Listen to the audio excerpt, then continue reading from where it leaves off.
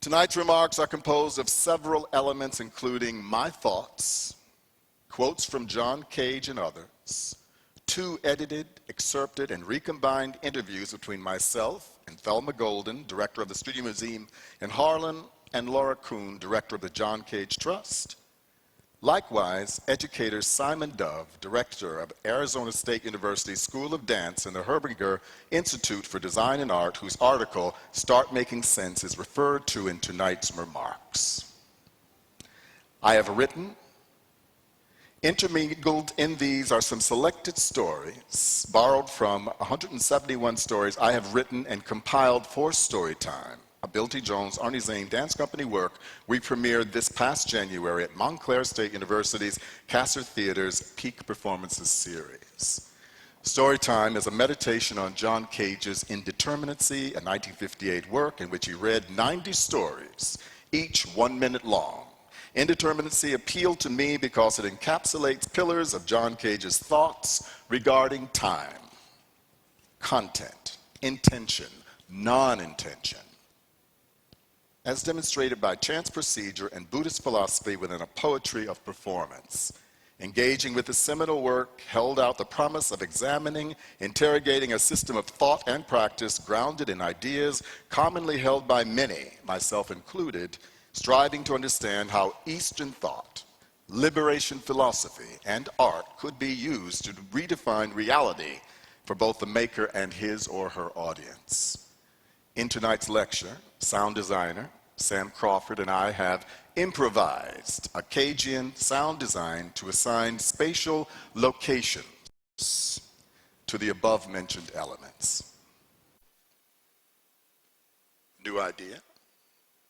The question is, what are we going to do with the ones we've got? Choreographer Daniel Nagrin in an address to his improvisational dance group, the Work Group.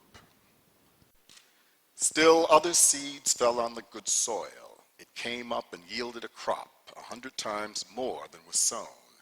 When he saw this, he called out, "He who has ears to hear, let him hear." Luke chapter 8, verse 8.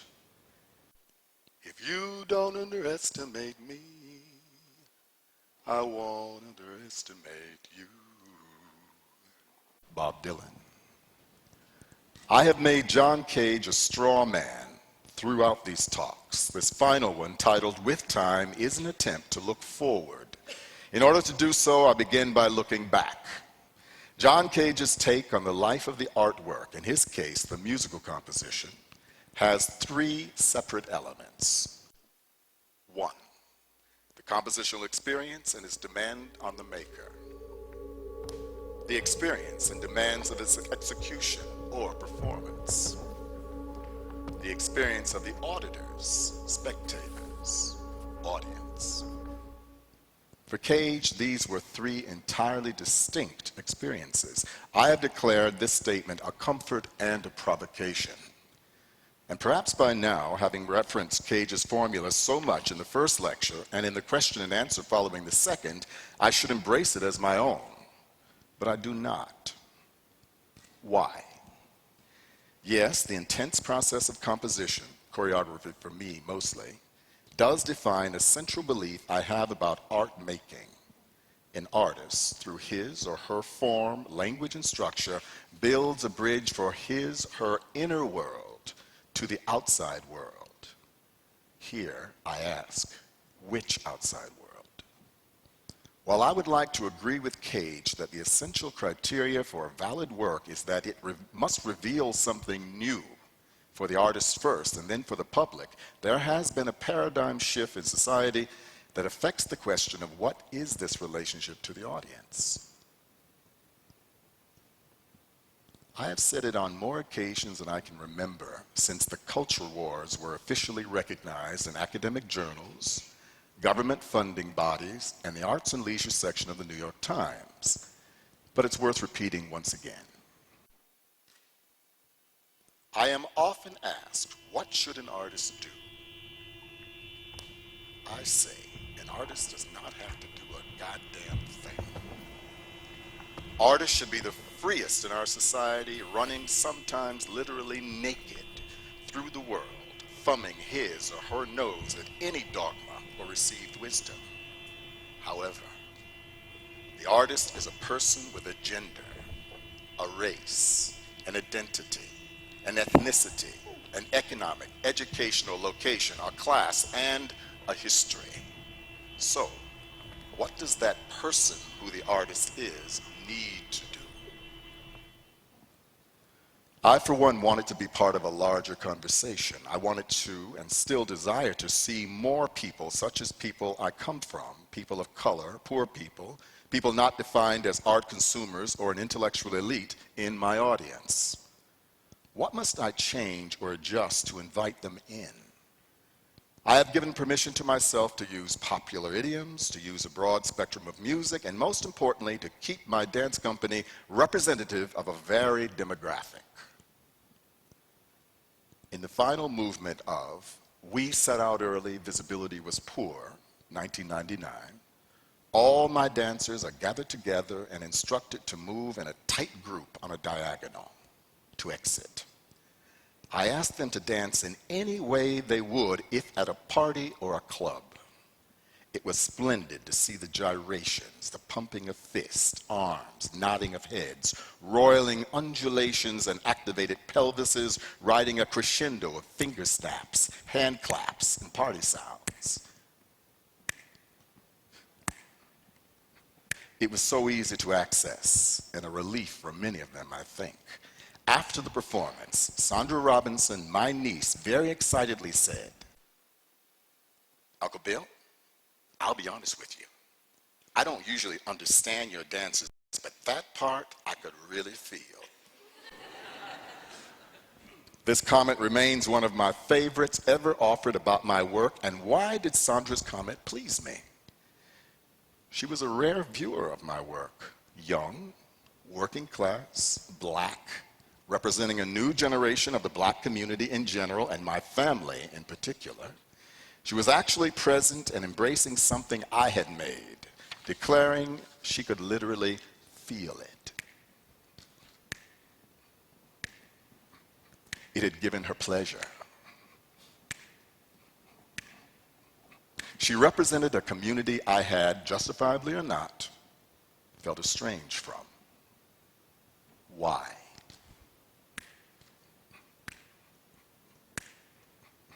Because the type of work I have engaged in and generated since the beginning of my career demanded I leave this community, or did it leave me?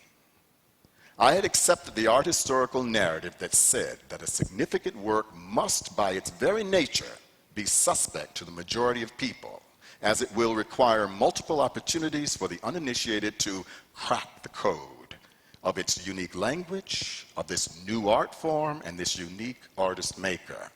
With time, I have my doubts.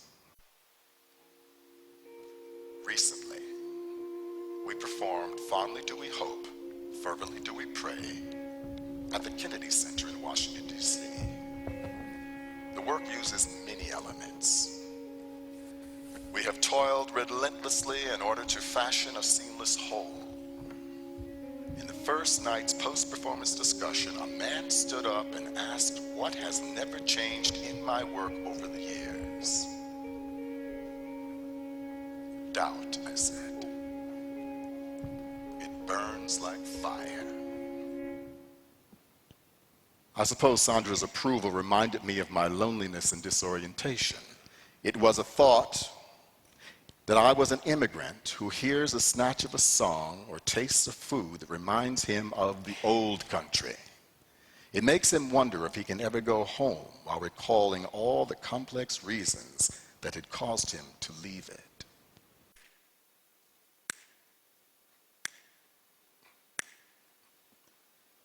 People say you can never go home again. I say, for most of us, we can never leave home, as we carry it around with us while striving to be free of it. Maya Angelou. But hold on. In the above rush, I become like a proverbial cart rolling too quickly downhill.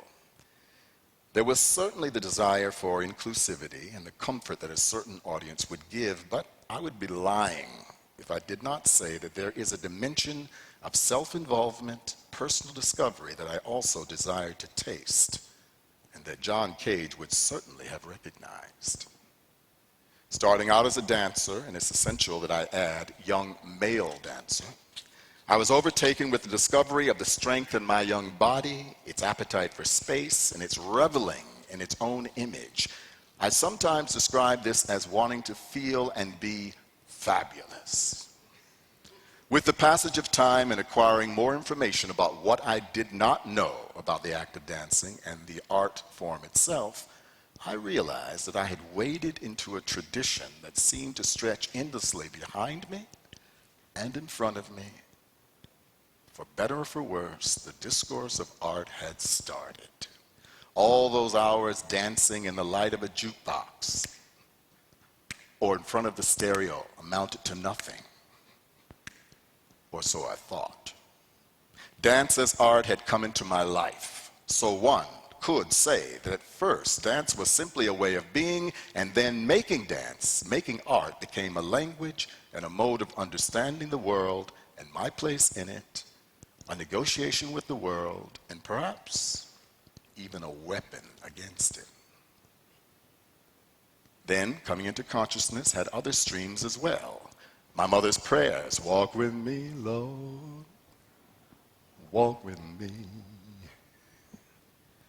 remained a distant though insistent pulse. It might have been a mannerism of the counterculture, but more than likely it was, as it remains, a reality as true as gravity, transcendence. The notion of transcending the world is fraught with a set of psychological and emotional impulses. To transcend implies there is something one wants to get rid of, to get away from. This was certainly the idea behind my forays into spirituality. It was sundown in the summer of 1972, and Arnie Zane and I were standing, hitchhiking on the New York State Thruway, trying to get a ride home to Brockport from Buffalo. The state troopers had already threatened arrest if they caught us standing where we were. We had retreated up the ramp and decided to risk going back as night was falling. For the week prior, we had been at New Brindaban, the Krishna consciousness retreat in West Virginia, chanting and praying from before dawn to late into the night. The rhythmic clanging of cymbals, pounding of drums, and ecstatic shouts of Govinda Jaya Jaya Gopala Jaya Jaya, Govinda Jaya Jaya Gopala Jaya Jaya, Govinda Jaya Jaya Gopala Jaya Jaya was still ringing in my ears, mixed with the whoosh and roar of 16-wheelers, family cars, and buses. The two of us were very small, very high, and very alert as the stars came out. With time, the idea of transformation has become ever more compelling, by turns exhilarating, sublime in the sense of eliciting awe verging on terror. As a young dancer, there was delight taken as one saw one's body transform, one's acquiring of skills transforming what was on the athletic field a purely utilitarian leap over a hurdle or a pit of sand into a poetic, polished jeté, a metaphor for flying. This newly acquired embodied knowledge now held a vision of a self that could in an instant transform from human being to the idea of human being. So yes, I wanted transformation as well. Transformation of the world? Which category of the world did I want to transform? The category that joined my voice to the voices of people across the country and the globe crying out, "We shall overcome." In the age-old cry, communal cry for transformation in the guise of social justice? Or the category of transformation that says, I am not what the world tells me I am, so I can adopt the lifestyle, choose friends in a way that transforms me into a vision of myself more in keeping with an imagined world in which I am in control. I could be transformed into a free person, a powerful person, a desirable person. John Cage's notion of art making as self-alteration, or of disappearing from the work, being a vessel for transformation, held an exquisite attraction for the young self faced with the above categories. Why keep connecting him with his work? Don't you see that he's a human being, whereas his work isn't? If, for instance, you decided to kick his work and him, you would, wouldn't you, have to perform two actions rather than a single one? The more he leaves his work, the more usable it becomes. Room in it for others. John Cage, How to Change the World, You Will Only Make It Worse. How did I get here, considering where and what I have said previously in defiance of Cage's quest for non-intention? Well, let's pull back for a second from the personal and listen in on an excerpted and recombined conversation with Thelma Golden and Laura Kuhn, as I mentioned above. Laura Kuhn. Experimental composer, jazz musician George Lewis was on a panel at a composers conference in Berkeley, and somebody asked whether or not he considered John Cage a jazz musician in any way. George burst out laughing and said, "Absolutely not." Berkeley, as you well know, is a kind of hotbed of gender and sexuality issues, so there was a lot of poking around Cage's homosexuality. Cage as being a gay old white guy. I began to think about George Lewis's response. He didn't come out and say so, but this is what I got out of it, and I think it is so valid. That Cage was an old white guy in a sort of late postmodern period, and was all about removing the individual, removing as much as possible one's tastes, one's preferences, one's emotions, and creating things out of these chance operations that would result in something which you couldn't foresee. George's responses were really pointing out that his needs both as a black man, as a musician, and as an individual within the context of his cultural trajectory were very different from what Cage's were. Bill T. Jones. I say art making for me is participation in the world of ideas. I think Cage had a very powerful idea. Now, I would like to say that he is an ally in the struggle I have for truth, honesty, freedom, all those things which have come very much from my description as a black man born in the mid-20th century. I think that Cage's aestheticism, abstracted worldview, extend the project that the people in Berkeley ultimately hold dear: social justice, the triumph of the individual point of view, all of those sorts of things. I think that's what this whole experiment of mine with Storytime is about, and that's what these lectures would like to get at. No, I don't have to make Cage an old white guy. Laura. His ideas are valid and do live on, and it's interesting that they live on. I'm as surprised as the next guy. They just continue to resonate for people, so what is that? I will tell you, they resonate in my experience far more for white people than they do for black people. I think it has something to do with African American heritage not having had enough opportunity to express itself. It has not been given voice. Right. With that said, there's something in that aesthetic which is leveling, isn't it? It says, don't project your emotions. Don't tell us everything about you individually. Let's speak as a culture. Let's speak as one. And we're really not one. Thelma Golden. So to take the George Lewis anecdote, one might think that maybe it has something to do also with the idea of ownership and authenticity, because isn't that what that idea would be, facing a jazz musician? Yes, I know. I'm conflicted about it as well. I have a hot core of indignation and identification that says that jazz music comes from a certain experience, and I prize that experience. I don't want to be oppressed by it, however. In speaking with Philip Byther, the performance curator at the Minneapolis Walker Art Center, he said that when he asks young jazz musicians, Well, what is jazz? Many of them don't want to call it jazz anymore.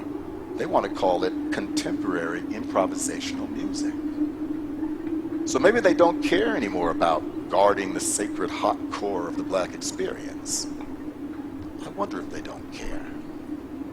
Yeah, so the question is, why did I make this work with John Cage's ideas? And I've said that it was a kind of comfort and provocation. The comfort is a sense that here was a man who was shockingly disconnected from the world and who had found a very high-minded system of investigation that allowed him to be, quote, free of his taste, free of his feelings. That's a big one for me. Did he really want to be free of his feelings? So what is art? Isn't art about feelings? He was saying feelings are a trap. We're always going to go to the feelings we know, and we're going to avoid the ones that we don't like. Thelma. So does this work in some ways for you, Bill? Is the provocation of this to prove not so much that Cage is wrong, but that there is another version of this that says that art is about feelings and is about taste? Bill. And it's about intention. Is non-intention compatible with my personality? Thelma. So at core, I know that for many of us, black people, we have tried and we have lived lives that in some ways don't conform to what feels like certain kinds of cultural ideals. But in some ways, don't these arguments, if we take them out of the art context and just look at them in the world, speak to the different ways in which these ideas play out in our different cultures? What do you mean, Thelma? Well, I think Cage's idea of non-intention, or his definition of jazz as being too intentional, when looked at outside the music itself in terms of the culture, the exchange between audience and performer, is a cultural idea, right? And I think that I am more fascinated by the way these things play out in life. The other day, a colleague was with me walking out of the museum in Harlem, and several people spoke as we walked down the street. So my colleague says, "Oh, do you know them?" I grew up in black culture where when you see people, you speak. And my colleague didn't know what that meant. They thought speaking meant like you give a speech. And what I said was, no, what it means is that you acknowledge and greet people, black people, even if you don't know them. I'm reluctant to call that cultural, but I realize it is. So when you think about George Lewis, is he holding on to something in this idea of jazz that's not just about art? Thelma, that's something the speech could deal with in asking the question, what was Cage's milieu? What was he speaking to? Who was he speaking to? Whom was he making the work for? The question is, where was I in his milieu? I imagine that Cage would say, he who has ears to hear, let him hear. I don't care what color they are. And I say, but John, can I really hear you when you're not speaking to me in any way that I can relate to culturally? Now we're back in the whole postmodern identity quagmire. Thelma, have we cleared ourselves of it? No. No. I don't think we've cleared ourselves of it. I think where we are now is that we're probably existing in two extremes of it. One that is completely trivial and been taken into the realm of the most base level of pop culture, which is political correctness, though? Well, yes, political correctness, but also the level of sound bites about ideas of diversity, inclusion, and such. The second extreme is that I think we're not out of it because at a very high level in the work of significant artists, this still is being wrestled with. Who is speaking and who is listening? Yes, who is speaking, who is listening, who can speak, what they can say, how they can say it, right? So look at your work. Look at Kara Walker's work. Look at Glenn Ligon's work. Look at the writing of many of the people writing right now. This issue about who one is speaking to. Who spoke to you? What you can claim. What's the validity of what you can claim? You're claiming John Cage, right? Well, yes. On the one hand, you are this culturally invested black man, full of emotional intention, historical conscience, etc. On the other, you claim John Cage. The validity of that choice is still in question. Right. You've put yourself out there in the world, and now this strategy is part of it. Cage is part of you, Bill. I'm very interested in influence.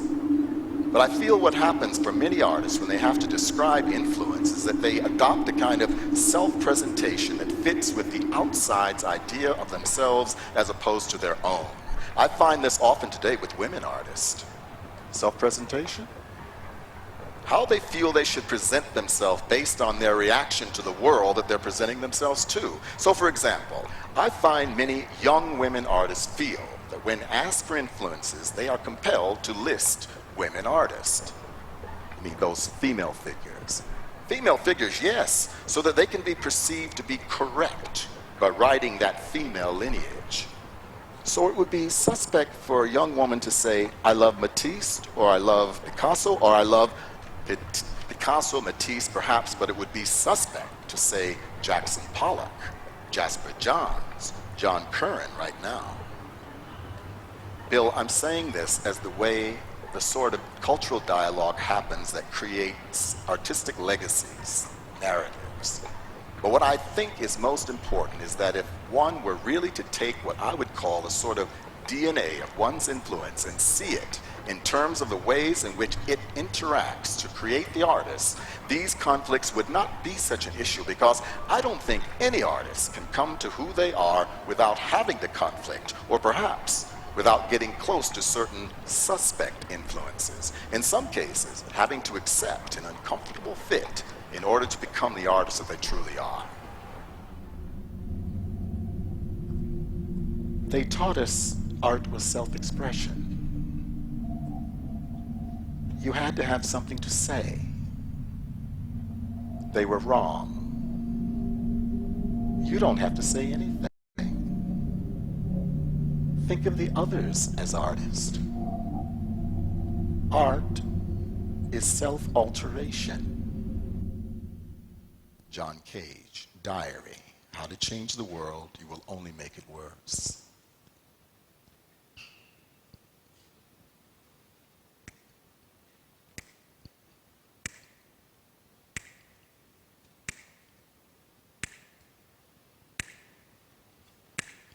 Above, I said that when asked, what does an artist have to do, I responded by saying, the artist does not have to do a goddamn thing.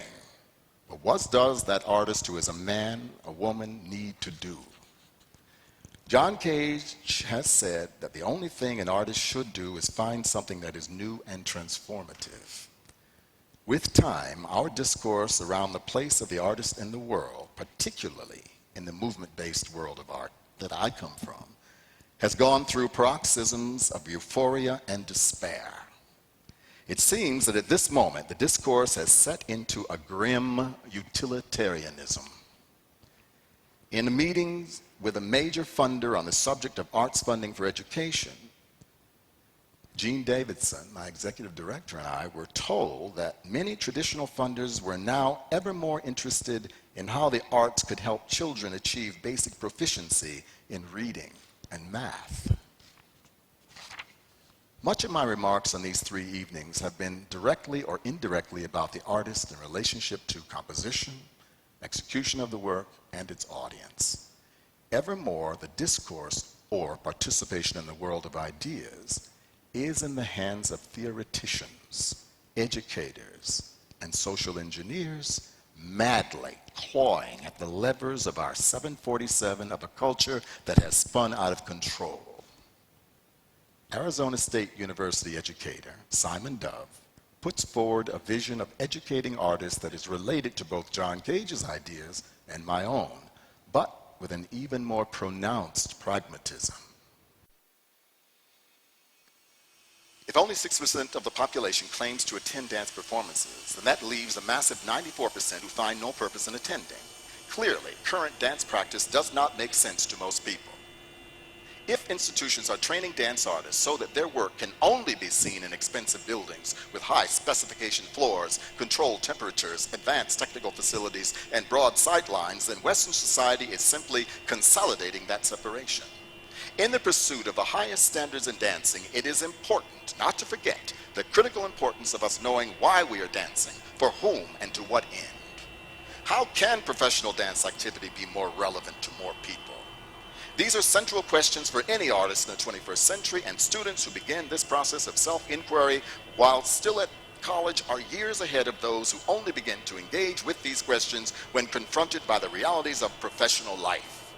What is their role and responsibility as an artist in the world today?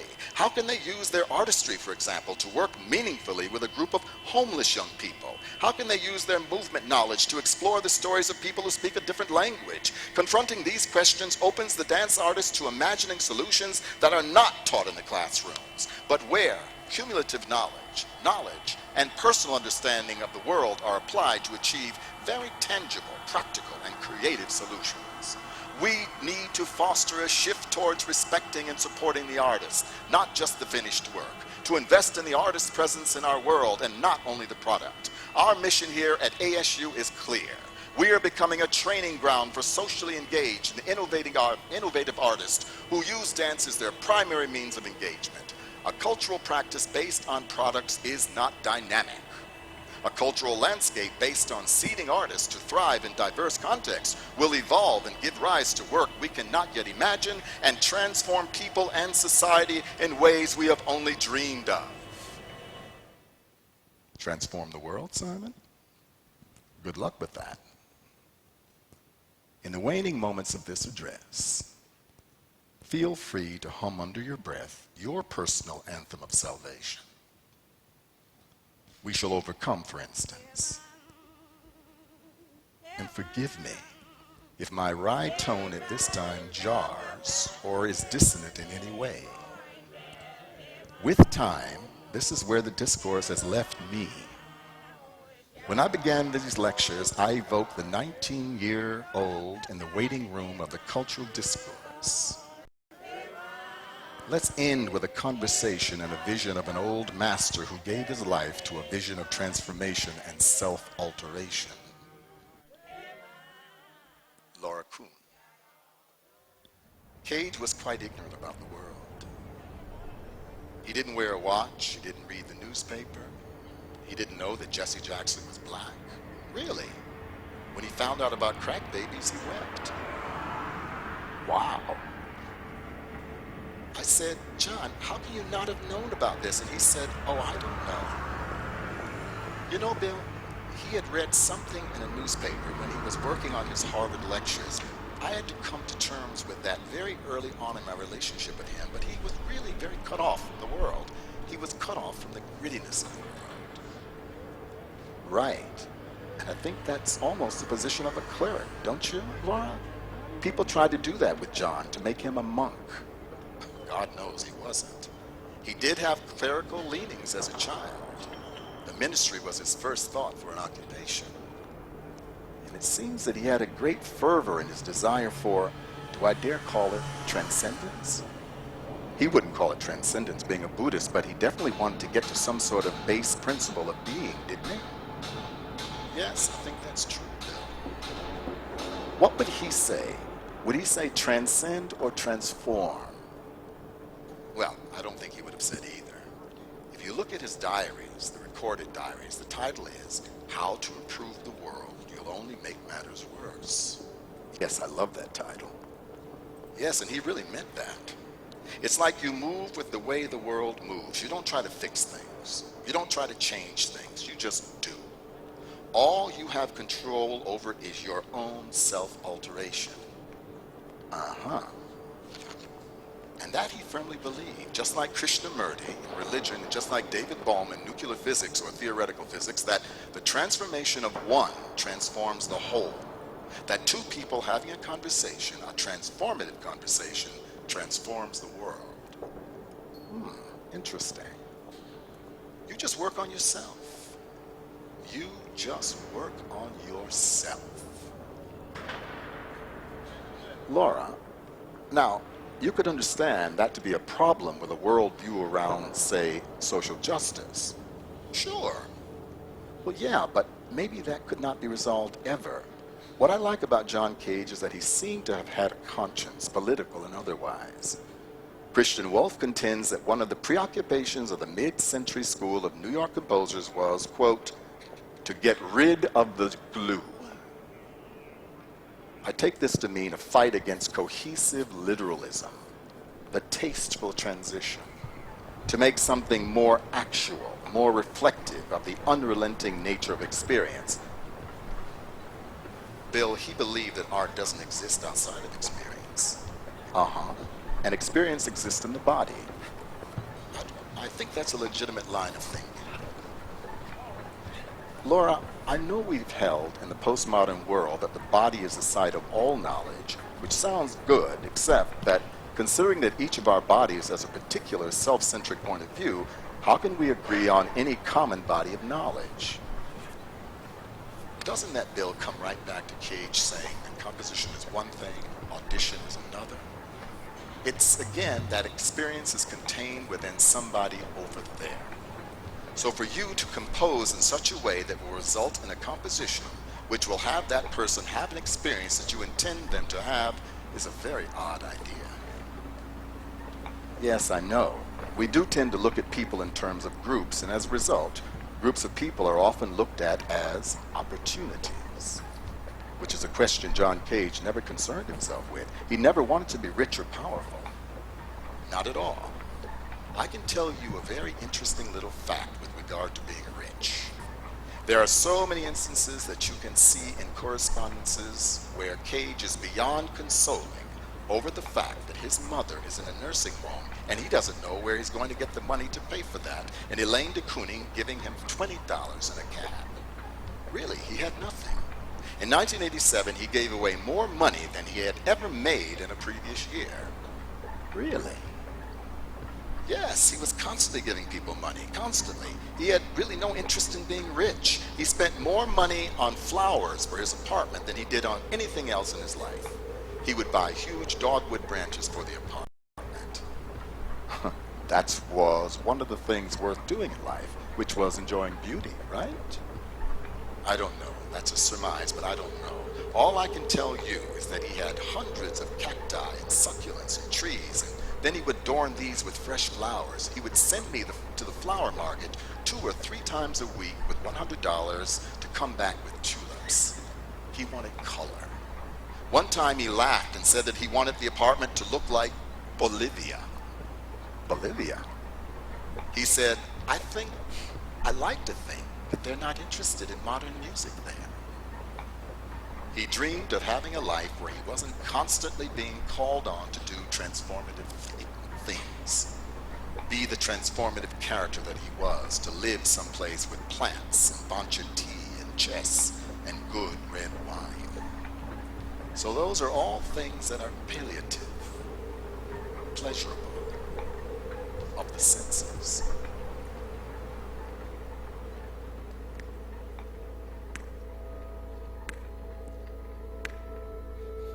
Betty Freeman was a great friend to contemporary music and a friend of mine. I met Betty at Bill Katz's loft the same night I met John Cage. She sat next to Cage at the far end of a long table between him and Jasper Johns. As Arnie and I entered the room, she asked Bill, "Who is that? He's a dancer, right?" Bill sat me near her and John. At one point, she asked Cage to tell a story. As he began speaking, she interrupted saying, "Not that one, John, the other one." Now, after 30 years, I can't remember either story.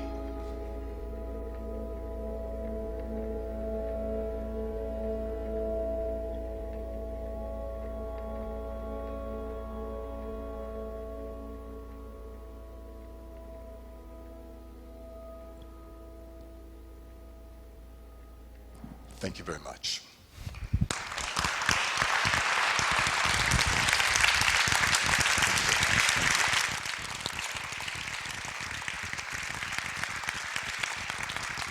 Thank you. Thank you very much. Thank you. Thank you. Thank you.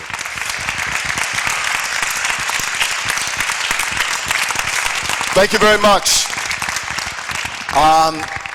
This is the last lecture, and the hour's late, but Is there anything you'd like to chat about? I think there are microphones here.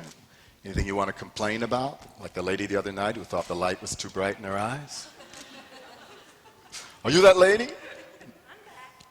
You're back. Oh, I was just about to get on your. Well, hello. Thank you for identifying yourself, sister. All friends here. So I spent 4 days asking myself whether turning the lights on the audience is an exhausted practice or not. Yes, yes. Well, it's a good question. You know, the question had been, you know, the other night we were talking, well, I read the stories. The whole of Storytime, performed in 1958, one could say, was very much of its day, you know, interterminacy. The other night we did this very beautiful thing that we improvised with the help of the fantastic crew, like this crew, my companion and artistic director, Bjorn Ameland, Drew, and we did some things like take a TV light and move it around so it was performed right at the audience. And this lady, I asked, well, at least the lighting designer said, who was bothered by the lights? Hand shot up. Among several. And I jumped on her, and she said, well, you know, drastic classicism, been there, done that. And I said, oh, really? Really? So you're saying the idea was exhausted, you know? You know how they say, a few years ago, they said that the figure was exhausted, and that nudes are exhausted, political art is exhausted. Well, the lady's back again, and she said she thought for 4 days, was the idea exhausted? And I reminded her that the idea had been done most famously in the 1960s by Robert Rauschenberg in a piece called Winter Branch, which some say was a protest against the Vietnam War with excruciatingly loud music, lights in the eyes of the audience. And my friend said that she believes, my Italian friend, a historian, Alexandra, said that she believes that they were doing things like this in the 20s. So there are ideas that come back again and again and again. Well, after 4 days, what did you come up with? Inconclusive. Inconclusive. That's pretty diplomatic. And I thought back actually to George Antheil's ballet mécanique. Ah. Had airplane lights. Yes. Yeah. Well, you know, as I said, in the 1980s, a lot of my friends, like Robert Longo, maybe not Cindy so much, Richard Prince, people like that, people would say originality is dead. They said we've reached the end of the 20th century. All the ideas were done in the first 25 years. Everything is just masturbation now. Self-serving, or what? Do ideas run out of gas? What is this about? But thank you for being game, and thank you for coming back. There's Bill as well. My God, hello. Anything else? So I can stop motoring my mouth. Yes, ma'am. Please define art as self-alteration. That's an odd statement, isn't it? Yes. Yes. Yeah, you know, he's on to something. No, most artists I know were so self-involved and were so ego-driven that's a really powerful thing for him to say. They said that we were supposed to have art is about self-expression. You should have something to say. They were wrong. You don't have to say anything. Let others say it. Art is self-alteration. So that's why his work, I think, seems so blank. What do I think about that? I think it's a very important thing for people to remember at all times, myself included. You're stuck in the studio. Stuck at the typewriter, maybe? John Cage said he made his famous 4 minutes, 33 seconds following Robert Rauschenberg's white paintings. He said he felt the music was falling behind.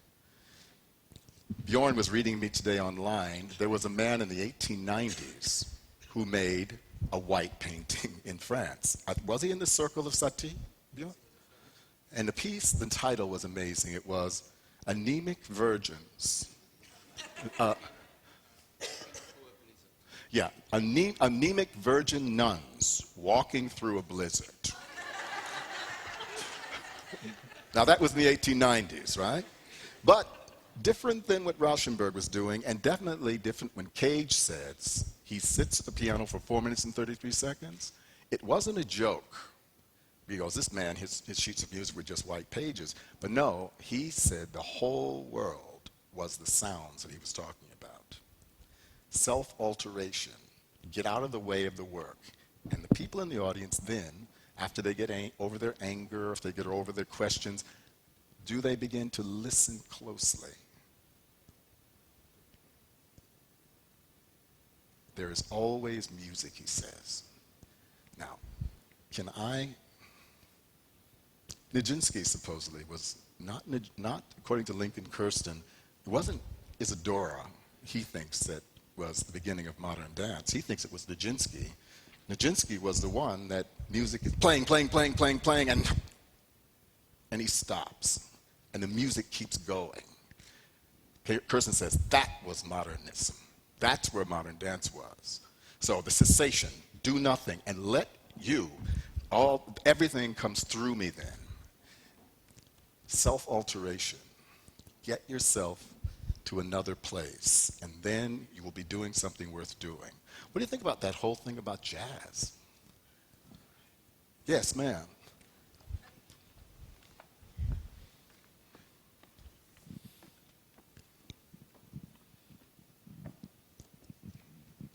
First, I just wanted to thank you so much. You gave me so much to think about, and I took a you. ton of notes. But I did want to talk about the George Lewis moment, the discussion You know of George George? Lewis. I do know him. And I don't know when he made that comment at Berkeley, but one of the things that's interesting is that George himself doesn't claim the term jazz. He rejects the term jazz. And I think, I've never heard him talk about John Cage, but he calls himself an experimental improviser. So that in fact, I wonder if he was, in saying that John Cage wasn't a jazz musician, if he was actually identifying with Cage in ways that, I forget the person who brought him up, who brought George up, didn't really read. Like, I don't know. Well, Laura was the one that mentioned the story. Right. It's I think George even wrote an article about it, didn't he, at some point? And He may have. And there's kind of a paper this thick that my composer Ted Coffey sent me, Christian Wolff, talking about improvisational culture since the 1940s or something. Right. And it's been contentious, you know. It's very contentious. I mean, so I don't know if he aligns himself with Cage. I wouldn't say that, but I do know that he also sees the limitations of the term jazz for the kind of music that seems to Rooted resonate in with what you're saying. 12-bar blues progression. Right. That's what a lot of people, that's where jazz is. Right. Yeah, I know, but I thought there was something very touching about the fact that, you know what, George laughed out loud when they asked him the question. See, that's what it was. Is John Cage a jazz musician? He laughed. And being Berkeley, probably the room laughed with him as well, because let's face it, Cage is this old, gay, white man, and he couldn't know what the funk is. You know, I don't, well, you know, it's, but the idea is still with us, right? Yeah, it is. It is. It still is, yeah. Yes, sir. Could you talk a little bit about the transitions? Oh, yeah, right. What work was doing a lot of work? It was, wasn't it? And it's cheating. Could you say a little bit more about it for me, please? Well, why is it cheating? Because supposedly this is going to be a book sometime. We hope. And that is oratorical flourish or performative flourish that is cheating. It's transgressive. Remember we said Skip saying black oration is dead on the page, right? And that is a shadow that haunts a lot of performative types like me. But if I was not doing this with written notes, hoping to have a book, I would have been dancing on it. Because when I normally speak publicly, there's moments where, you know, how does the pretenders, gonna use my arms, gonna use my legs, gonna use my imagination, anything, right? That's what it is, the moment is. But this is all I could allow myself. And it was good. Just squeeze me in. And you knew what it stood for because it originated originally in talking about that moment, and we set out early. The whole club, that the company, it was almost embarrassing after this serious modern dance we had been doing, right? And I asked them to get down and talk about, oh my God, the place just lifted up, and they were like chugging off, who are these children? Am I keeping them in prison here? They want to dance like that. But no, it was just a little moment. So that's what that was. I think it was to remind us of the tension. It took us a long time to get to places like this, didn't it? Yeah? Because we are, here's we, I mean, some of my best friends are white people. I've been married to a string of them, as they say, right?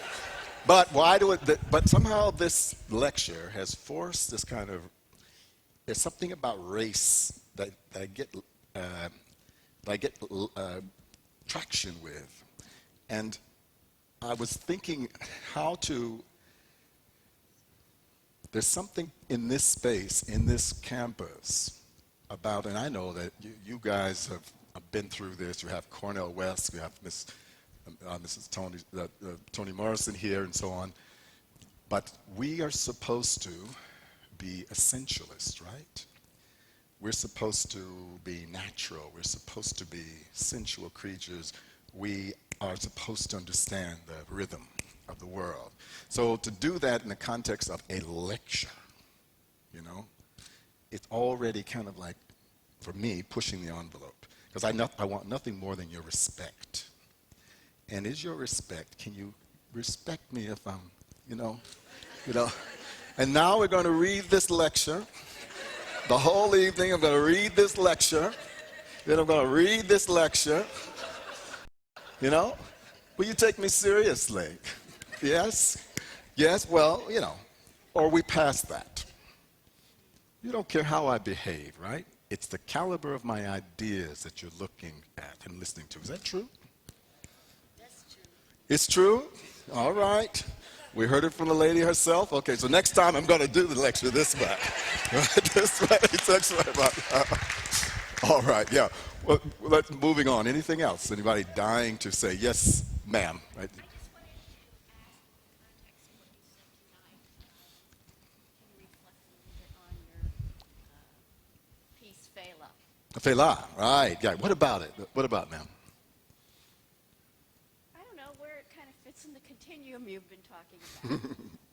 Well, I didn't know it was there, and I thought it was a very kind of, I thought I was being clever and a bit cynical, because I had not, there are very few of us in the, quote, concert dance world who have been able to actually do anything in the commercial theater. Agnes DeMille did it, Jerome Robbins did it, Twyla has made forays into it. And I did it because I thought, well, what the hell? Nobody in the world that I care about is going to go see it. And if it fails, but it might make some money. That's what I told myself. But you know what? When you start building Kalakuta, Kalakuta is it's a name. It actually means a rascal, right? It's the name of a notorious prison. When you start going into that stuff and you learn about his mother, and you learn about those women, those wives, and we're trying to find our way with the Yoruba movements, and then the music is just, like I say, talk about Brecht. How Brecht disassociated what was intellectual from the form. Well, the music that you hear here first, and then then what he is singing comes up here. All of that stuff, I love those rehearsals. Yes, I'm famous for throwing snit fits, and I threw them there as well, right? But there was something, I just loved going to work. I loved it. And I felt those young folks are people who don't come to my dance company, but they came there because the ad said people with African dance training. And they came, and they looked at me as Baba, as senior adult. I suddenly had a place in the continuum that I didn't have to defend, Suddenly, I was given respect because of some sort of sense of belonging in a place. And then the work, just sort of grew. And Toni came. She came, and whew. And I was scared to death. But she said, because I thought that you might have been, you're a friend of Wole, aren't you? Yes. And is it true that Wole said of Fela that he was politically naive?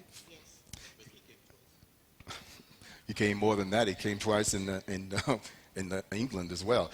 But I thought, oh, Miss Morrison, these people who have been there with social protests, these people who have built the armature of this world that Fela was a part of, what was she thinking?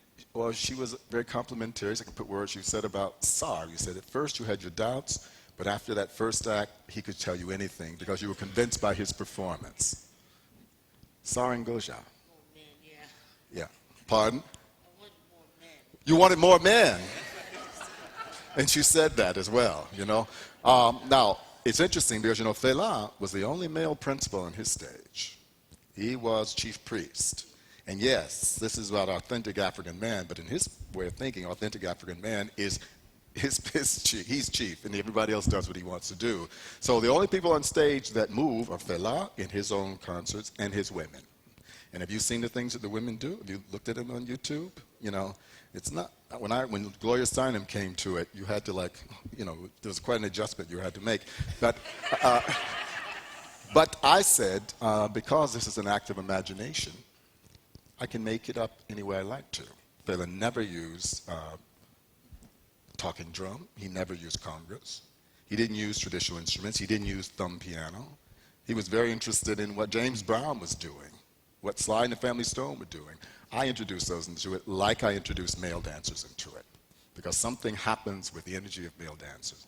So it was really coming home, and what more can I say about it? I was surprised that it met with what it met with. It opens tonight in Boston, I believe. It's at the end of a 10-month tour, and we're talking about in the fall going to Australia, and in Japan. It keeps going. It keeps going. Although we should have won the Tony. You didn't hear me say that, right? We're supposed to be above that, right? Yeah. Yes, anything? One more question? Yes? Yes, ma'am. Right behind you there. Yes, please. It's you. Thank you so much. I really feel that you're a prolific speaker. I don't believe I need the mic.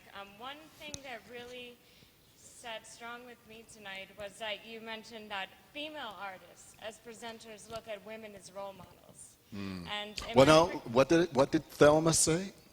She feels that when she thinks that self-presentation is a problem. She did not say for minorities and women, but she did say young women artists, when they're asked what their influences are, feel they have to say women artists, and that certain male artists are suspect because they're afraid that if they say that, then their work will be looked at in a certain way.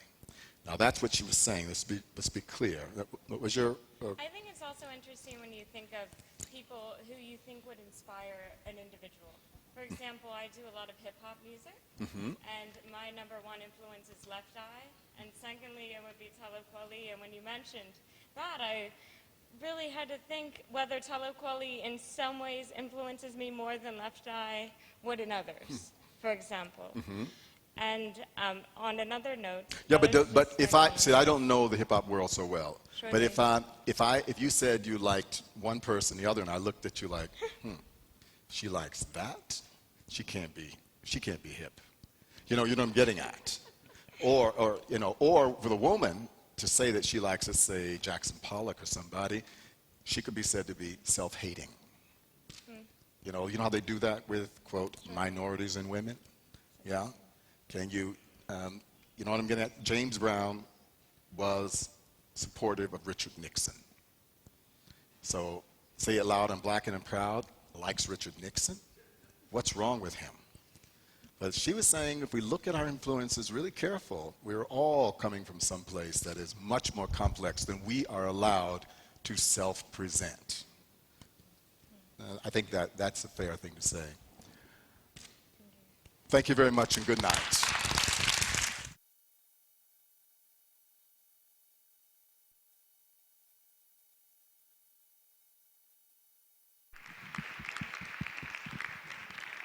Thank you for joining us.